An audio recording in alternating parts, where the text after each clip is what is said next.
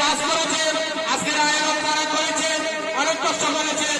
Dubai বিএনপির পক্ষ থেকে, সংযুক্ত আরব আমিরাত যুবদলের পক্ষ থেকে আপনাদেরকে শুভেচ্ছা এবং ধন্যবাদ জ্ঞাপন করছি। বন্ধুরা, আমি আর বক্তব্য দীর্ঘায়িত করব না। আমাদের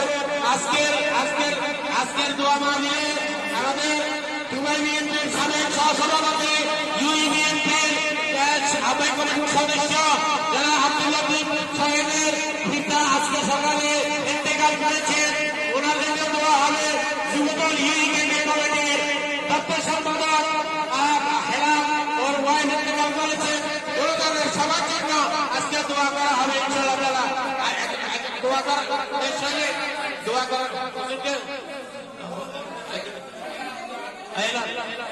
দোয়ার পরে ইফতার হবে, মিটিং সমাপ্তি ঘোষণা করা হলো। ধন্যবাদ সবাই।